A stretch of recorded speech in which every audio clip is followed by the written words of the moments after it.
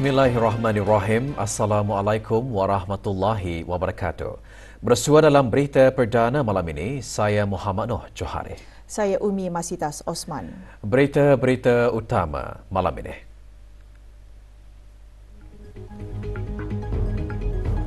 Kebawah Duli Yang Maha Mulia Paduka Seri Baginda Sultan dan Yang di-Pertuan Negara Brunei Darussalam dan Kebawah Duli Yang Maha Mulia Paduka Seri Baginda Raja Isteri berkenan menerima menghadap Presiden Republik Singapura dan isteri.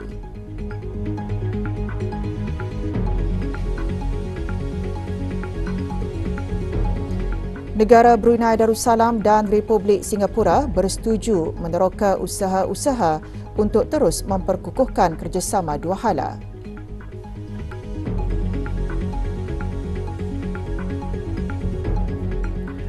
Kebawah Duli Yang Maha Mulia Paduka Seri Baginda Sultan Haji Hassanal Bolkiah Moisaddin Daulah, Ibni Almarhum Sultan Haji Omar Ali Saifuddin Saadul Kariwaddin, Sultan dan Yang di-Pertuan Negara Brunei Darussalam dan Kebawah Duli Yang Maha Mulia Paduka Seri Baginda Raja Isteri Pengiran Raja Saleha binti Almarhum Pengiran Pemanca Pengiraan Raja Haji Muhammad Alam pagi tadi berkenan menerima menghadap Tuan Yang Terutama Tharman Shanmugaratnam, Presiden Republik Singapura dan isteri Mrs. Jane Itogi Shanmugaratnam serta rombongan. Tuan Yang Terutama dan isteri berada di negara Brunei Darussalam bagi lawatan negara selama 3 hari pada 24 hingga 26 Januari 2024.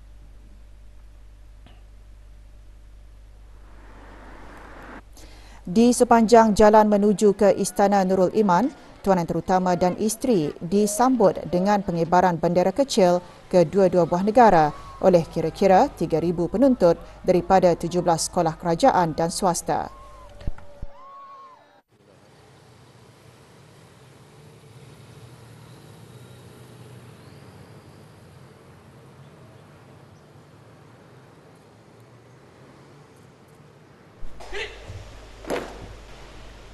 Kebawah Duli Yang Maha Mulia dan Kebawah Duli Yang Maha Mulia Paduka Seri Baginda Raja Isteri berangkat mengalu-alukan ketibaan Tuan Yang Terutama dan isteri di perkarangan Istana Nurul Iman dan seterusnya bersama-sama dengan Tuan Yang Terutama dan isteri naik ke pentas khas untuk menerima tabik hormat diiringi dengan lagu kebangsaan ke dua-dua buah negara dan 21 das tembakan meriam.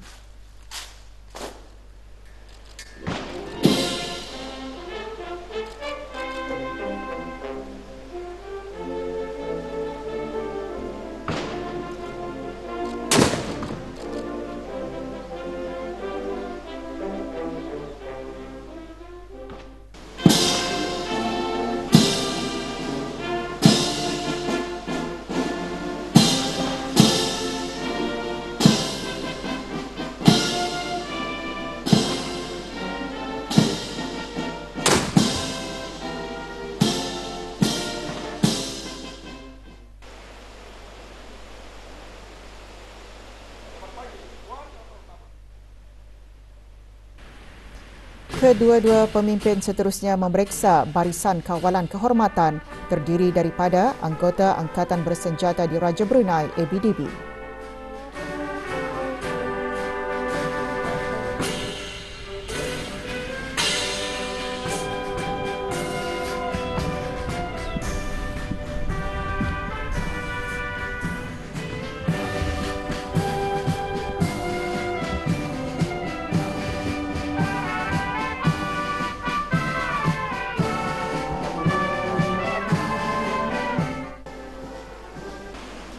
Tuan Yang Terutama dan isteri diperkenalkan kepada ahli-ahli kerabat diraja, penasihat khas Kebawah Duli Yang Maha Mulia, Yang di-Pertua Majlis Mesyuarat Negara, menteri-menteri kabinet, ahli-ahli Majlis Mesyuarat Diraja, timbalan-timbalan menteri, Pesuruhjaya Polis, Pasukan Polis Diraja Brunei, Pemerintah ABDB, ahli-ahli Majlis Mesyuarat Negara, ketua-ketua perwakilan asing dan setiausaha tetap dari Jabatan Perdana Menteri dan Kementerian Hal Ehwal Luar Negeri beserta pasangan masing-masing.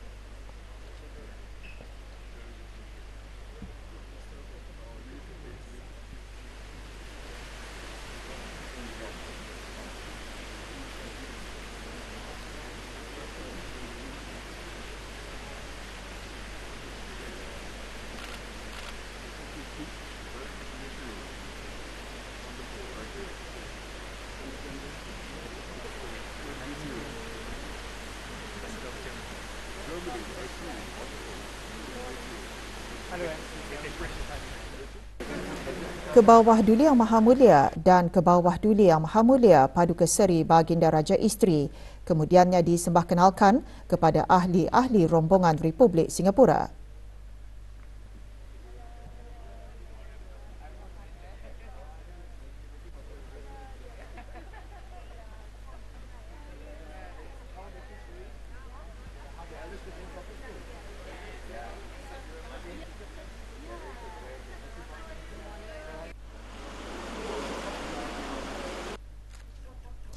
Kebawah Duli Yang Maha Mulia dan Kebawah Duli Yang Maha Mulia Paduka Seri Baginda Raja Isteri kemudian berangkat bersama Tuan Yang Terutama dan isteri ke Ceradi Laila Kencana bagi majlis mengadap.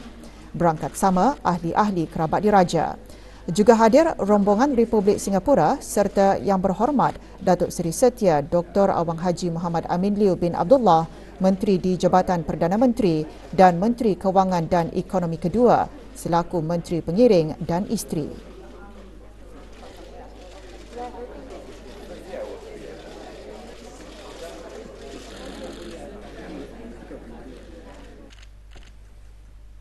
Selepas majlis mengadap, Kebawah Duli Yang Maha Mulia mengadakan majlis perjumpaan dua hala bersama Presiden Republik Singapura yang berlangsung di Ceradi, Ratna Kencana.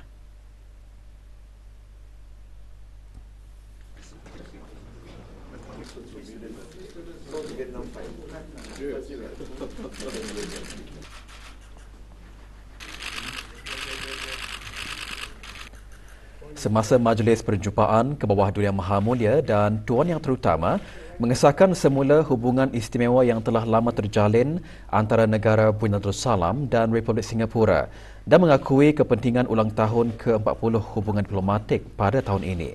Kedua-dua pemimpin juga mengalalukan beberapa siri acara komemoratif bagi memperingati peristiwa penting itu dan bersetuju untuk menerokai usaha-usaha untuk terus memperkukuhkan kerjasama dua hala dengan mengetengahkan tiga bidang utama iaitu pertukaran antara masyarakat, tenaga yang boleh diperbaharui dan jaminan sekuriti makanan.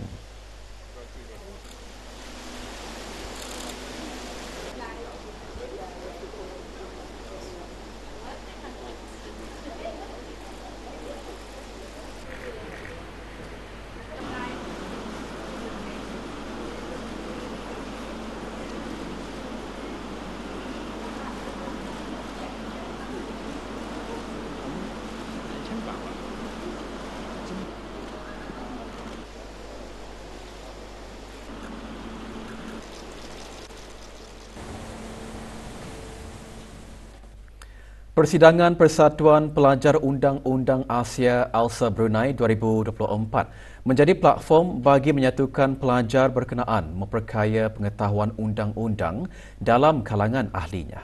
Berlangsung selama 4 hari, persidangan bermatlamat menangani kesalahfahaman tentang sistem undang-undang di negara ini sekaligus memahami pelaksanaannya. Bertemakan Embracing Diversity of Asia, Law Culture and Identity, persidangan melibatkan ahli daripada 17 lembaga kebangsaan ALSA seluruh Asia. Hadir Pengiran Hajah Siti Rahmah binti Pengiran Haji Muhammad, penolong Peguam Negara, selaku Wakil Yang Berhormat Datuk Seri Paduka Haji Ahmad bin Pihin Orang Kaya Laila Setia Bakti Diraja, Datuk Laila Utama Haji Ahmad Isa, Peguam Negara.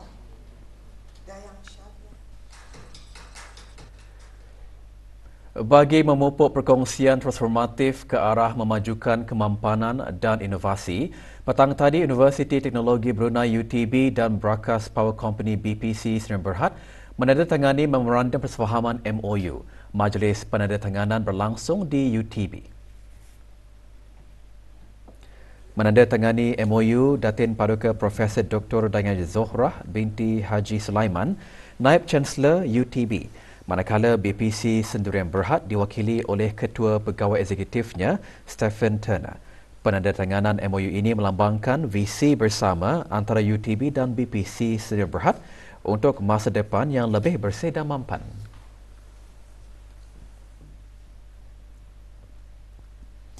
.125 tenaga pengajar baharu mengikuti program induksi selama 5 hari. Pagi tadi diadakan majlis pembukaan program berkenaan di Airport Mall Brakas. Program dirasmikan oleh Awang Aliuddin bin Haji Abdul Rahman, Timbalan Setiausaha Tetap Pendidikan Teras Kementerian Pendidikan. Selain memberi pendedahan mengenai maklumat berkaitan sebelum melaksanakan tugas dan tanggungjawab sebagai tenaga pengajar, program juga menjadi platform untuk menjalinkan hubungan profesional antara rakan sekerja bagi meningkatkan kerjasama di masa akan datang. Program dianjurkan oleh Jabatan Pengurusan Pendidik Kementerian Pendidikan. Yang telah dilancarkan pada tahun 2008, iaitu 16 tahun yang lalu. Program Kalbun Salim memberikan kesedaran tentang pegangan akidah yang betul dan pendedahan kepada para pelajar mengenai kepentingan akhlak Islam yang terpuji. Disertai oleh 21 murid darjah 6 dari 8 buah sekolah agama, program selama 3 hari itu berakhir petang tadi dengan majlis penyampaian sijil di Dewan Serbaguna, Pusat Dakwah Islamiah. Sijil-sijil disampaikan oleh Awang Haji Ahmad Abdul Salam bin Haji Abdul Rahman, Pemangku Pengarah Pusat Dakwah Islamiah. Program kendalian Pusat Dakwah Islamiah dengan kerjasama Jabatan Pengajian Islam juga diharap dapat memberi nilai tambah dalam menghadapi kehidupan sebagai seorang pelajar dan mengamalkan ajaran Islam dengan penuh keyakinan serta ketakwaan kepada Allah Subhanahu Wa Taala.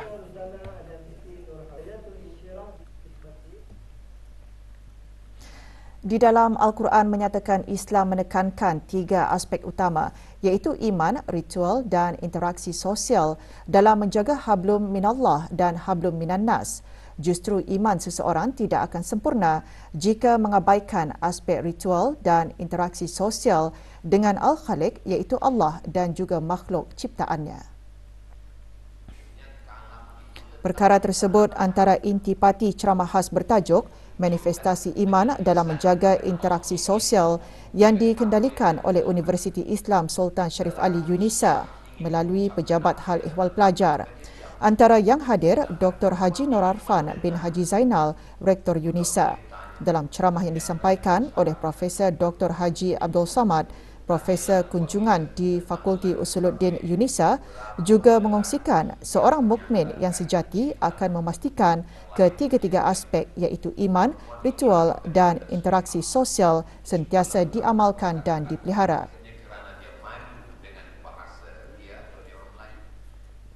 Lebih 1,000 Muslimah menghadiri majlis kuliah duha yang diadakan pagi tadi di Masjid Ash-Shalihin, Jalan Perdana Menteri. Kuliah duha diisikan dengan ceramah khas bertajuk Mengelak Fitnah Wanita di Akhir Zaman disampaikan oleh penceramah undangan dari Republik Indonesia, Profesor Dr. Haji Abdul Samad. Ceramah menyentuh tentang 7 perkara yang menyebabkan fitnah dan cara mengelakkannya bagi wanita, antaranya jangan bermusafir bersama orang yang bukan mahram. Majlis dianjurkan oleh An-Nafi dengan kerjasama Jabatan Hal Ehwal Masjid dan Jawatan Kuasa Takmir Masjid Ash-Shalihin.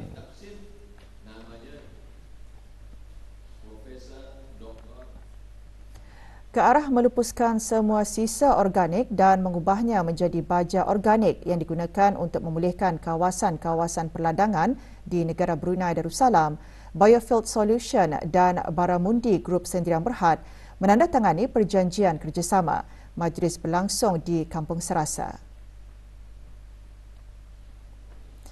Penandatanganan dibuat antara Dr. Vanessa Teo, Ketua Pegawai Eksekutif Biofield Solution dan Alex Cham, Pengurus Am Baramundi Group Sendirian Berhad. Kerjasama tersebut menandakan komitmen kedua-dua buah syarikat dalam memupuk ekonomi hijau dan menggariskan kepentingan tanggungjawab pengurusan sisa buangan dalam lanskap alam sekitar.